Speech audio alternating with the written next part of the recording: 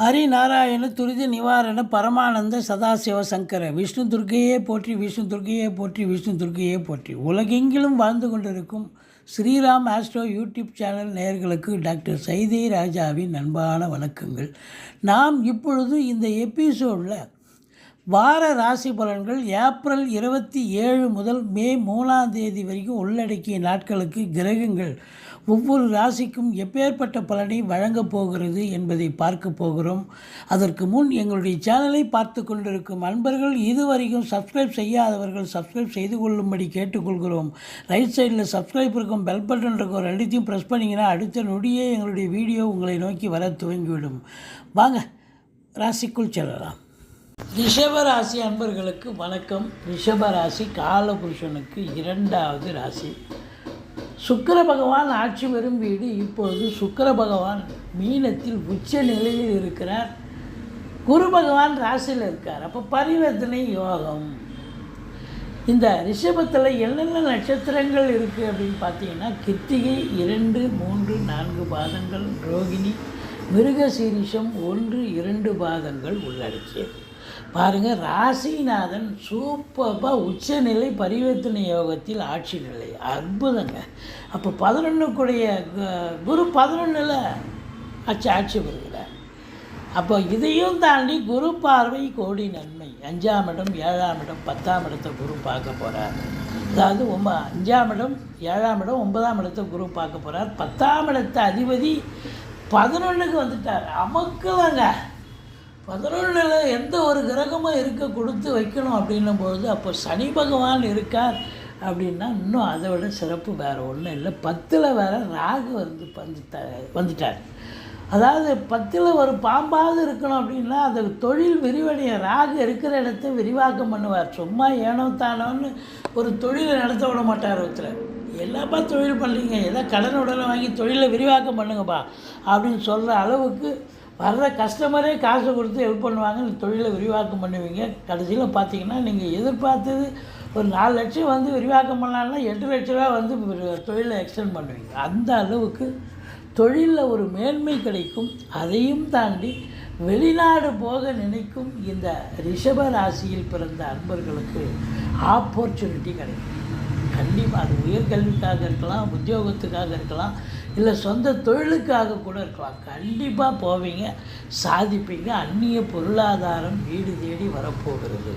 மற்றபடி உங்களுக்கு 4ல் கேது இருக்குது பார்த்தீங்களா, 4ஆம் இடத்தை சுருக்குவாருங்க. இப்போ 4ல் கேது இருந்தால் தாய்க்கு தேக ஆரோக்கியம். 4ஆம் இடத்தை அதிபதி 12ல் சூரியன் உச்சம் இருந்த போதிலும் தாய்க்கு தேக ஆரோக்கிய குறைவு ஏற்படும். வண்டி வாகனங்களை வச்சு பொழப்பு நடத்தக்கூடியவர்களுக்கு பொழப்பு நடக்குதோ இல்லையோ வண்டி பாதியில் நின்று போய் பழுதாகக்கூடிய ஒரு நிலை இருக்கும். இதையும் தாண்டி படிக்கிற பிள்ளைங்க ரொம்ப ஹார்ட் ஒர்க் பண்ணணும். அதுவும் சுகஸ்தானத்தில் போய் கேது அமர்ந்திருக்கான்னு சொன்னால் வீட்டுக்காக மெயின்டெனன்ஸ்னு ஒரு மாதத்துக்கு இவ்வளோன்னு ஒதுக்கி வைப்பீங்க. அது இந்த ஒரு வாரத்திலே காலி பண்ண விட்ரும். அந்த அளவுக்கு ஏதாவது எல்லாத்தையும் கொண்டாந்து விட்டுரும். நீங்கள் எது ரொம்ப எசென்ஷியலோ அதை மட்டும் எடுத்து செய்யுங்க.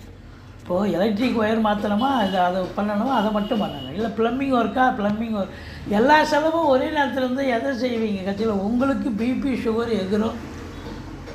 அதனால் எச்சரிக்கையோடு இருந்துங்க. சுகஸ்தானத்தில் கேது இருப்பது சுகக்கேடு அப்படின்னு சொல்லணும். தாய் வழி சொந்தங்களால் செலவினங்கள் ஏற்படக்கூடிய ஒரு காலகட்டமாக இது அமைகிறது. 5ஆம் இடத்தை குரு பார்ப்பது சிறப்பு. பிள்ளைகளுடைய வளர்ச்சி, கல்வி மேன்மை சிறப்பாக இருக்கும். குழந்தை பாக்கியம் இல்லாதவர்களுக்கு குழந்தை பேறு கிடைக்கும். சீட்டாட்டம், race, lottery, speculation, online business பண்ணக்கூடியவர்களுக்கு சந்தோஷமான ஒரு வாரம். அதையும் தாண்டி குலதெய்வத்துடைய அனுகிரகம் 100% கிடைக்கும். நீங்கள் பூர்வீகத்திற்கு அடிக்கடி சென்று வருவீர்கள். 6ஆம் இடத்தை குரு பார்ப்பது எதிரிகளுடைய தாக்கம் குறையும். கடன் சுமை இருப்பவர்களுக்கு கடன் குறைஞ்சி புதுசாக கடன் வாங்குறதுக்கான ஆப்பர்ச்சுனிட்டி கொடுப்பாங்க. வாங்கிக்கலாம். சுப செலவுக்கு உதவும். கோர்ட்டு கேஸு, வம்பு வழக்கு, பஞ்சாயத்துன்னு ஏதாவது இருந்தால் உங்களுக்கு அது சாதகமான ஒரு சூழல் நிச்சயமாக இருக்கும் அப்படின்னு சொல்லணும். உங்களை பொறுத்து. ஏன்னா அவரே ஆறுக்குடையவனாகவும் இருக்கார் இல்லையா, அதனால தான். மற்றபடி 7ஆம் இடத்தை குரு பார்ப்பது என்பது மிக மிக சிறப்பு. அதனால் உங்களை பொறுத்தவரையிலையும் பார்த்தீங்கன்னாக்கா குழந்தை பாக்கியம், அதாவது திருமண வயதில் இருக்கும் ஆண் பெண் இருபாலருக்கும் திருமணம் கைகூடி வரும். நட்பு வட்டாரங்களால் நல்லதே நடக்கும். கூட்டு தொழில் சிறந்து விளங்கும். கூட்டாளிகளால் நன்மைகள் நடக்கும். சமூகத்தில் பேரு புகழ் அந்தஸ்து, ரிஷபராசியில் பிறந்த அன்பர்களுக்கு பேரு புகழ் அந்தஸ்து உயர்வடையும் என்று சொன்னால் மிகையாகாது.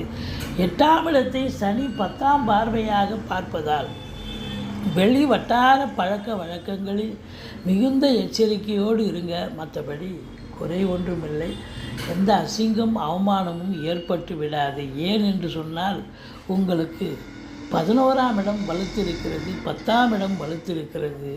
2க்கும் 5க்கும் உடைய புதன் 11ஆம் இடத்தில் 3 நாள் இருந்தாலும் 12ஆம் இடத்துல 4 நாள் இருக்கார் புதன். சூரியன் புதனோடு சேர்ந்திருக்கார். புதாதித்ய யோகம் ஏற்படுகிறது.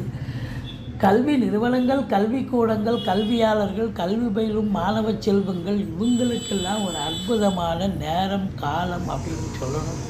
மற்றபடி உங்களுக்கு இந்த 9ஆம் இடத்தை குரு பார்ப்பது சொந்த தொழில் செய்யும் அன்பர்கள் நம்பி கடன் வாங்கி தொழிலில் போடுங்க. வங்கிகளின் மூலம் கடன் வாங்கலாம், நண்பர்கள் மூலம், உறவினர்கள் மூலம் அல்லது பிரைவேட் செக்டார் மூலமும் கடன் வாங்கி தொழிலை விரிவாக்கம் பண்ணிங்கன்னா தொழில் விருத்தி அடையக்கூடிய ஒரு தருணம் அப்படின்னு சொல்லணும். கலைத்துறையில், ஏன்னா சுக்கிரன் தானங்க மெயின். அப்போ கலைத்துறையை பேஸாக வச்சு பயன்படுத்த உழைப்பாளிகள் இருக்காங்க இல்லையா. சினிமா இண்டஸ்ட்ரி, தொலைக்காட்சி இண்டஸ்ட்ரியில் வேலை பார்க்கக்கூடிய அன்பர்கள், பத்திரிகைகளில் பணியாற்றக்கூடியவர்கள், மீடியாக்களில் பணிபுரியும் அன்பர்கள் அனைவர்களுக்கும் ஒரு பொற்காலம். சனி பகவான் உங்களுக்கு 10 11 இருப்பதால் லாபம், தொழில் செய்யும் தொழிலில் அதிகப்படியான லாபம், இரட்டிப்பு லாபம் உங்களுக்கே ஒரு ஆச்சரியத்தை தரும். ஏனோ தானோன்னு நீங்கள் தொழில் பண்ணால் கூட இரட்டிப்பு வருமானத்தை உங்களை திக்குமுக்கால செய்துவிடும். பண மழை பொழியும். பண வரவு அதிகபட்சமாக இருப்பதால் உங்களுக்கு வங்கி கணக்கு உயரும்.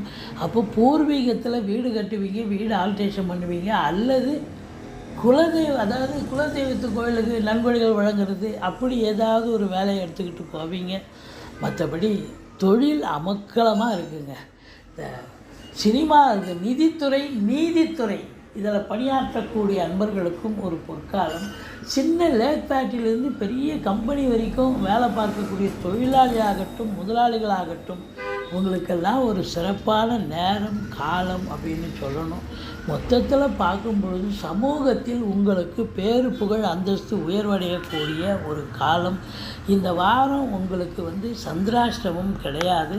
நீங்கள் வணங்க வேண்டிய தெய்வம் விஷ்ணு துர்க்கையை வழிபாடு செய்யுங்கள். வாழ்க்கை வளமோடும் நலமோடும் அமையும். இதுவரைக்கும் எங்கள் சேனலை பார்த்தமைக்கு நன்றி.